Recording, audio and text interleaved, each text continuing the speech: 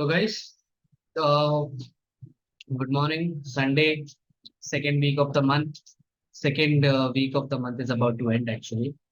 तो today we are going to talk about एक investment strategy के ऊपर डिस्कस करूंगा जो एक काफी फेमस बुक में है। उसके पहले हम लोग पिछले हफ्ते की बात कर लेते हैं। मैंने आईटी का सेक्टर आपको बताया था, एंड आईटी के सेक्टर ने क्या धमाका मचाया है ये आप फ्राइडे का चार्ट करके देखोगे तो 5% निफ्टी आईटी इटसेल्फ चला है। Infosys, TCS, almost most of the stocks मतलब अच्छे खासे चले हैं। तो होपफुली आपने ये वीक में थोड़ा अच्छा खासा पैसा बनाया होगा। सो बढ़ते हैं आज के टॉपिक के ऊपर। I am going to talk about one of the most infamous renowned fund managers of India, who is actually doing very well. ठीक है। एंड इन्होंने 2018 में अपनी कंपनी स्टार्ट की। कोइंसिडेंटली इनके बुक लॉन्च भी 2018 में ही हुई है। एंड 2018 से लेके अभी तक, that is close to 6 years, 6 साल में उन्होंने 15 से 30% का सीएजीआर बनाया। ऑन एन एवरेज 30% का सीएज, 15 to 30% CAGR is not a small thing. काफी अच्छे से बनाया है उन्होंने। So I am talking about no one but Saurabh Mukherjee. इन्होंने उनकी कंपनी मार्सेलिस इन्वेस्टमेंट मैनेजर्स के नाम से ओपन की है 2018 में।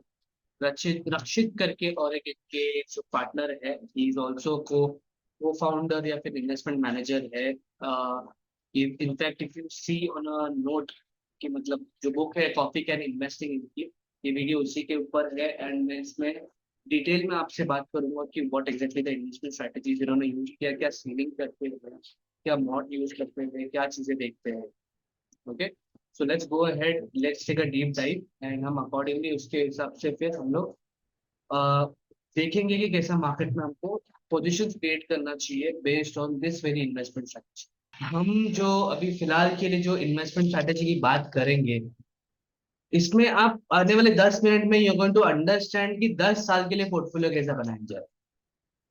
सो मेक श्योर आप एंड तक देखना because it's going to be a lot of information for you.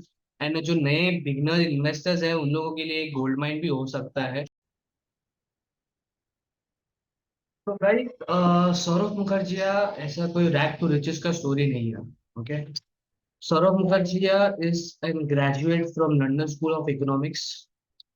और अराउंड 4 साल के बाद उन्होंने लंदन में और एक अपनी कंपनी खोली थी, क्लीन इन्वेस्टमेंट्स करके, एडवाइजरी, इन्वेस्टमेंट एडवाइजरी कंपनी।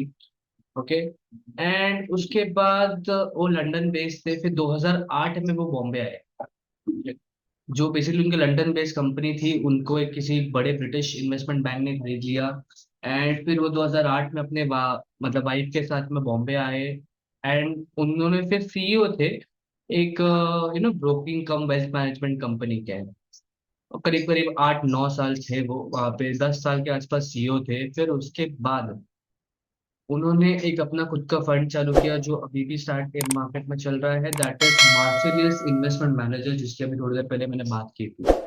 तो अभी कैसा हो जाता है कि इतने बड़े एक्सपीरियंस के बाद हमको ऐसा नहीं लगना चाहिए कि बस हम भी उस तरह कर सकते हैं। उनका एक्सपीरियंस देख रहे हो आप, LAC London school of economics में उन्होंने पढ़ाई की है। फिर उसके बाद उन्होंने अपना खुद को को फाउंडर करके उसको बेच दिया। फिर 10 साल सीईओ थे। तो इतना मतलब उनको उनके करियर में भी उन्होंने करीब करीब 20-25 साल का एक्सपीरियंस देखा है। तो अगर आप को थोड़ा सा आइडिया रहेगा कि what exactly his investment strategy is, तो सौरभ मुखर्जी 4 पैरामीटर पे काम करते हैं। Okay, let the winners right. तो मैं फिर से एक बार लिखता हूँ, लो चर्निंग, कंसिस्टेंट क्वालिटी, और लेट द विनर्स राइट। तो अभी let the winners right is simple कि मतलब स्टॉक का प्राइस चल रहा है उसको चलने दो, जितना लंबा टाइम चलता है ज्यादा। लो चर्निंग भी आपको समझ में आ गया, लेकिन consistent quality is the crux हो गया। ये तो कैसा है ना, शुरुआत में जब रेट भागते हैं हम लोग तो स्टार्टिंग में थोड़ा तेज भागते हैं, फिर एकदम स्लो हो जाते हैं, फिर एंड में एंड हम लोग तेज भागते हैं। तो it is something similar. But ये जो 20% है, ये 80% हम लोग को प्रॉफिट बना के देगा। बट जो 80% हम लोग काम करने वाले हैं यहाँ पे, कंसिस्टेंट क्वालिटी के बारे में जो बात करने वाले हैं, that is going to be one of the part. Okay, तो यहाँ पे अगर आप थोड़ा समझो, तो फर्स्ट थिंग जो हम लोगों को देखना है, इज दैट कंपनी 10 साल में क्या करती है, 10 years, keep this in mind, 10 years। Second चीज जो हम लोग को देखना है इज वेदर कंपनी का return on capital employed, return on capital employed अच्छा होना चाहिए, it should be greater than 15%। अब इसका मतलब क्या हो गया कि अगर किसी कंपनी, अगर कोई कंपनी 100 रुपए लगा रही है तो 15 टका तो कमा रही है कि नहीं, अभी 10 साल कंसिस्टेंट कमानी चाहिए। ओके, तीसरा है उनका इकोनॉमिक मॉड।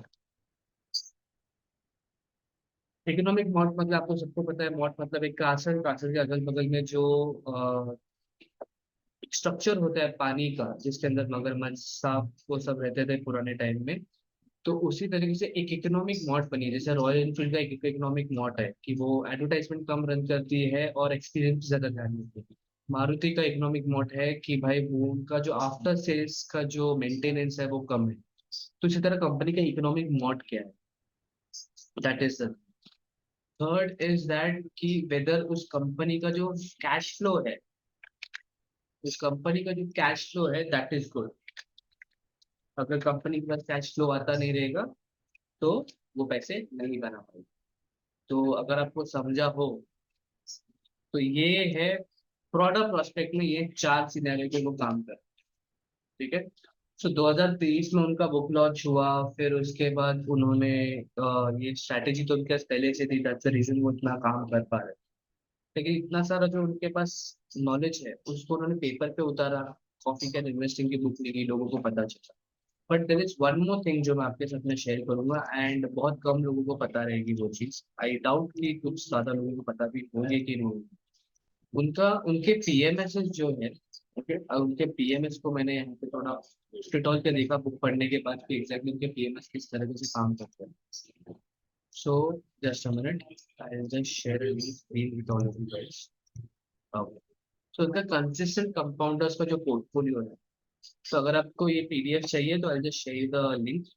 ओके, तो ये जो पूरा का पूरा पीडीएफ है इनके सीएफ है, इनके जो तीन पार्टनर्स है, सौरभ मुखर्जिया, प्रमोद पुपी एंड चित्तरंजन, जो चित्तरंजन ये बुक के कॉफी कैन इन्वेस्टिंग के ये भी रह चुके हैं, मतलब को ऑथर है।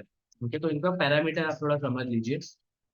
The first thing over here is that कि उनका जो मेन है बीएससी 500 से देखते हैं, फंडामेंटल एनालिसिस वगैरह वगैरह। ओके, तो ये सारी चीजें वो करते हैं। इनका टोटल एक पूरा पूरा पीडीएफ है जिसमें देखिए अभी मैंने आपको बताया free cash flow, moat, lethargy slow, मतलब longevity and sustainability of a competitive advantage, और सक्सेशन प्लान, मतलब नए जो सीईओ आने वाले हैं, सीएक्सओ आने वाले हैं, जो भी हिस्टोरिकल एविडेंसेस होने वाले हैं, इनके ऊपर एक प्लानिंग करके these guys generate longevity cash flow और ग्रोथ कैश फ्लो। तो इनका छोटा बहुत फॉर्मूला वगैरह भी है, ये भी एक्चुअली उन्होंने दिखा दिया नहीं है इस सिचुएशन पे, लेकिन आप थोड़ा एक अंडरस्टैंडिंग ले सकते हो। तो मैं थोड़ा ज्यादा टाइम वेस्ट नहीं करूंगा, I straight away come to the point. The consistent compounding का फ्री कैश फ्लो का जो रिटर्न है उसका मैं आपको बता दूं। तो उन्होंने एक पोर्टफोलियो जो है उनका एक या सपोज 9 स्टॉक्स का पोर्टफोलियो है। If you see share price का ग्रोथ कितना हुआ है 5-5 साल के हिसाब से, 28%, 10 साल के हिसाब से 30, सीएजीआर ग्रोथ की बात कर रहे हैं सर इसमें। तो ऐसा नहीं कि पूरा 10 साल में 31%, एवरी ईयर 31%। बट अगर अभी आप यहाँ पे तो उनका कैश फ्लो कितना है, कैश फ्लो कंसिस्टेंटली 15% के ऊपर है, मतलब 5 साल का जो एवरेज कैश फ्लो है सीएजीआर कंपाउंडिंगली उनका कैश फ्लो 15% से बढ़ रहा है, 20 ईयर्स में 19% से बढ़ा है। तो that is this is good, these are all the good things जो मार्केट में होती है। देखिए 2000, अगर मैं 2004 में मार्केट में टीसीएस आया तो उसके लिए उसका एनए है, बट 2012 से लेकर 2022 तक कोई तो 20% है। सो दीज आर मतलब कैश फ्लो कितना आ रहा है। सो यहाँ पे देखिए F C consist basically free cash flow equity.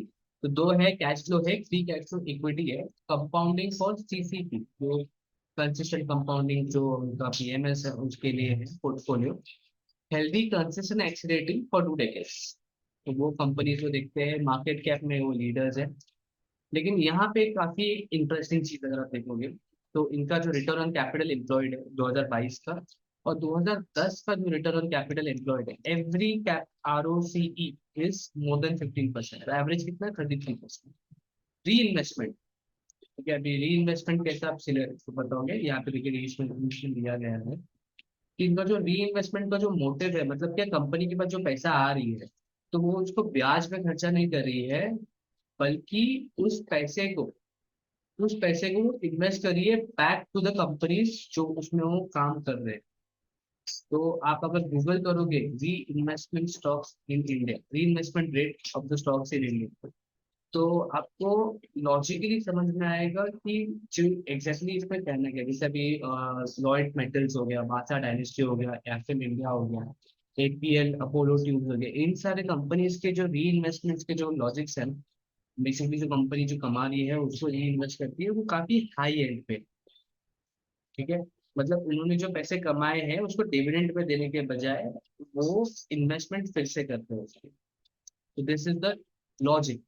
सो अभी आपको जैसे समझ में आया होगा कि जो व्हाइट बोर्ड से मैं जैसे शेयर कर देता हूँ कि इनका मतलब क्या है, कि भाई रिटर्न ऑन कैपिटल 15% के ऊपर से, इकोनॉमिक मॉड अच्छा होना चाहिए, 20 साल से धंधे में रहना चाहिए, 10 साल का डेटा हम लोग लेंगे, और कैश फ्लो अच्छा होना चाहिए। और एक चीज मैंने शायद से ऐड नहीं की है यहाँ पे, दैट इज वो अपने पैसे को ब्याज और डिविडेंड में खर्चा करने के बजाय री इन्वेस्ट कितना करते हैं अपने पैसे से, राइट। तो ये चीज पे आपको एक अच्छा खासा बिजनेस मॉडल समझ में आ जाना चाहिए, मोटा मोटा। अगर आपको यहाँ पे स्क्रीन दिखा है, यहाँ पे मैंने ऑलरेडी मेरा स्क्रीन बनाया हुआ है। तो देखिए ये स्क्रीनर से मेरे को 24 स्टॉक्स मिला।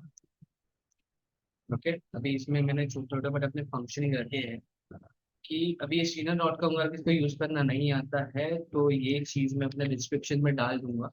आई जस्ट शो यू, आप स्क्रीनर पे जाइए, यहाँ पे लॉग इन कीजिए, ठीक है। लॉग इन करने के बाद स्क्रीन में जाना, create new screen, okay.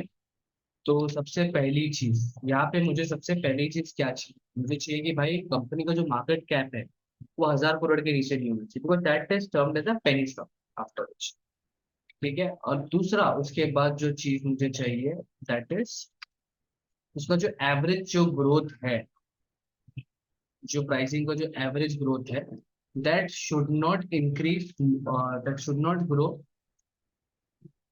Okay. So that and का जो मतलब शुड नॉट ग्रो नहीं, ज्यादा रहेगा, but should not be less than average capital employed. अगर उन्होंने 100 रुपए कंपनी में लगाया तो उसका 15% मिल रहा है, तो पिछले 10 साल के एवरेज निकाल के वो यहाँ पे ये दिखाएंगे कि इज इट की मतलब जो रिटर्न हमको बनेंगे वो अच्छे रहेंगे कि नहीं।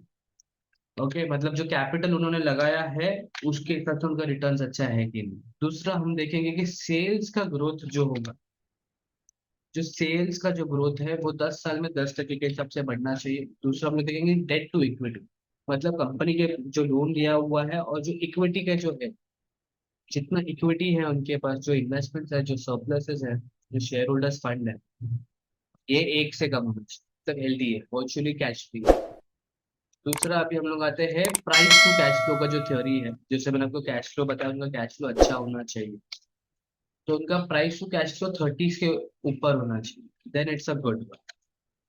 दूसरा एक चीज है रिटर्न ऑन इक्विटी, मतलब 1 रुपए देने पे कंपनी कितना कमा रही है, 25% से ज्यादा कमा रही है। एंड ये जो दूसरी चीज है ये सबसे ज्यादा इंपॉर्टेंट है, इसके लिए मैं इसको 2 पैर के बाद में करूंगा, दैट इज कि company, this the very stock should have net block, मतलब जो पहले जो ब्लॉक किया हुआ पैसा था उनके पास ऑपरेशंस के लिए, और उसके 3 साल पहले जो ब्लॉक किया हुआ, उसको अगर हम लोग डिवाइड करेंगे, एक ऑपरेटिंग कैश फ्लो पिछले 3 साल का एवरेज कैश फ्लो के हिसाब से, तो हमको 0.2% से ज्यादा होना चाहिए। मतलब क्या हो गया कि उनको कंसिस्टेंटली पैसा आ रहा है अपनी operation. That is the reason, ये कैलकुलेशन मैंने थोड़ा सा मेरा सेट किया है, अगर मैं इसको पूरे क्वेरी में सेट करूँ, so these are the number of stocks that I get. अब इसमें थोड़ा बहुत अगर आप फेरबदल करते हो, फॉर इंस्टेंस की रिटर्न ऑन इक्विटी 15% भी रहेगा तो चल जाएगा आपको। तो देखिए 2 से होगा सीधा 64, तो आपको ही ये तकलीफ देगा, ज्यादा किसी को तकलीफ देगा नहीं, क्योंकि इन्वेस्टमेंट्स आपको करना है, पैसा आपको कमाना। ओके, तो अगर 60 भी रखते हो तो भी ठीक है, नहीं रखते हो तो भी ठीक है, बट आई वुड रिकमेंड कि इसको 25 रहने देते हैं, और या फिर अगर आपका थोड़ा ज्यादा ही ज्यादा लग रहा है रिटर्न ऑन इक्विटी तो आप इसको 20 कर दीजिए, ठीक है, बिकॉज 20 इज स्टिल 5। तो अभी इसमें से हम लोग ने ये स्टॉक्स बना दिए।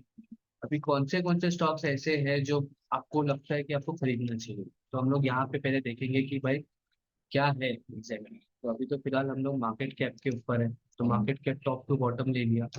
अभी market cap top to bottom ले लिया, अभी हम लोग ये देखेंगे कि भाई कौन सी कंपनी ऐसी है जिसकी रिटर्न ऑन इक्विटी काफी अच्छी है। जैसे रीफेक्स, रीफेक्स की रिटर्न ऑन इक्विटी काफी अच्छी है।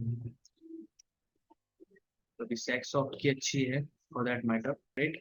और सैक्सॉफ्ट की ठीक ठाक है। अभी मैं आरओई पे थोड़ा सा टैप आउट करता हूँ।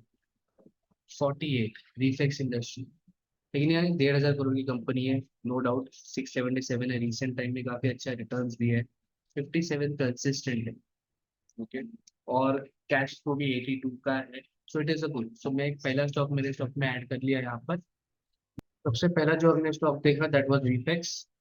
तो रीफेक्स इंडस्ट्रीज होगा। भी इसको क्यों सिलेक्ट किया हमने यहाँ पे, दैट इज बिकॉज इसका रिटर्न ऑन इक्विटी अच्छा है एंड दूसरा इसका कैश फ्लो भी अच्छा है, ओके। इसका प्रमोटर होल्डिंग 50% के ऊपर है, ये भी दूसरा एक ऑप्शन है। ये गुजरात थर्मिस 2,500 करोड़ की कंपनी है, 2,400 का प्राइस है, 45 का है। ईपीएस काफी कम है, अर्निंग पर शेयर काफी कम है, तो हम लोग इसको डिस्कस करेंगे। तो आप अभी इसको ये लिस्ट ध्यान में रख देना प्लीज।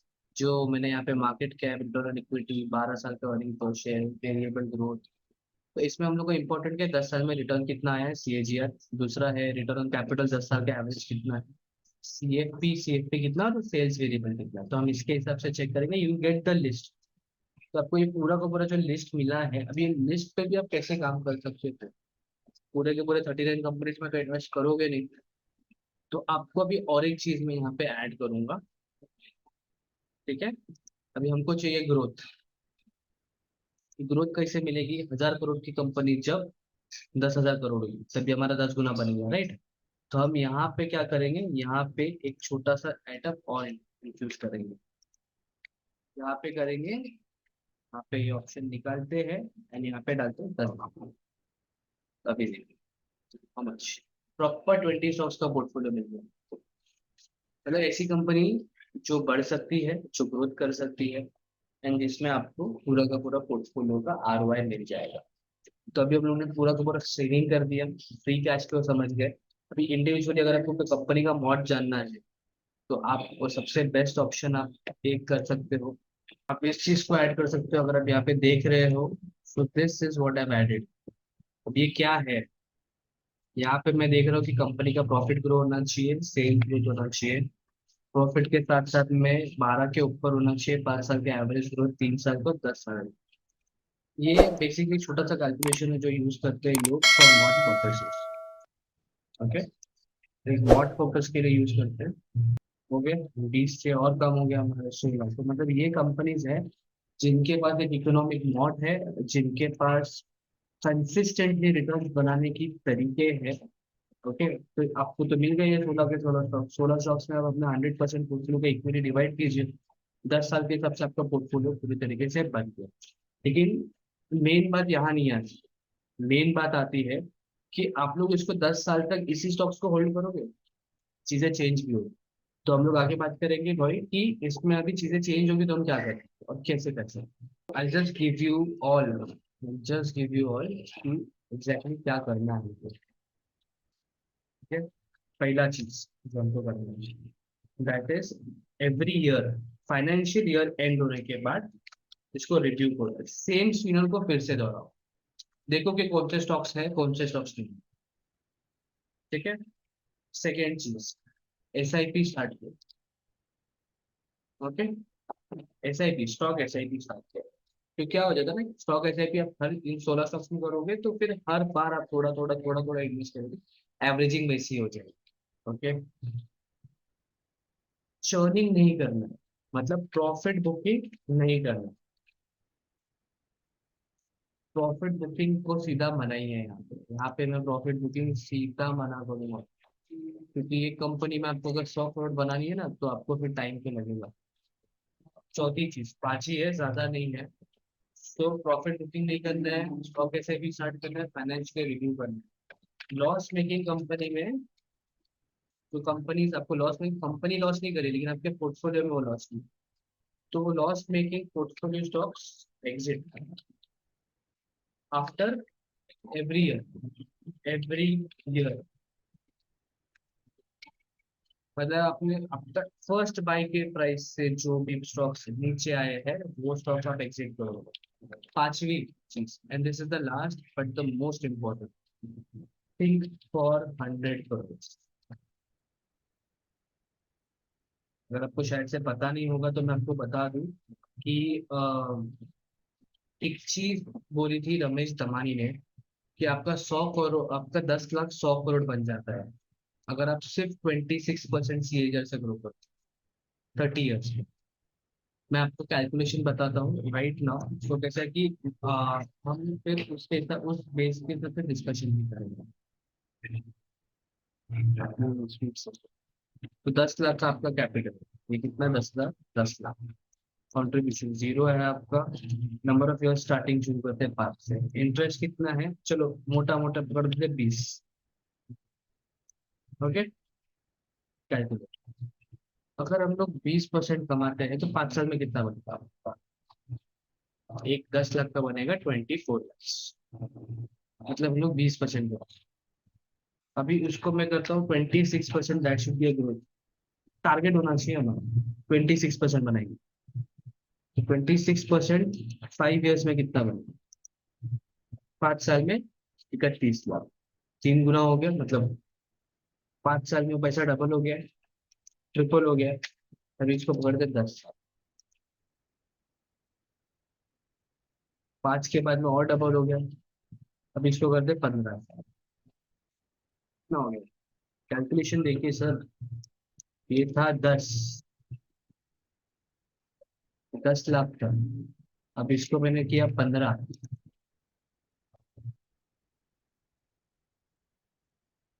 10 लाख का हुआ था 3 लाख। 3 लाख का हुआ था 10 लाख। यहाँ पे 10 लाख का हुआ कितना? 32 लाख। 3.2 करोड़। 32 लाख में 3.2 करोड़। अब इसको 20 साल के लिए जाते हैं।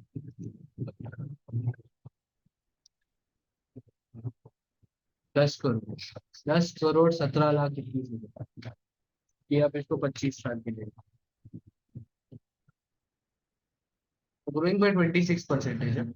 Not is 32 crore 30 lakhs 45 crore.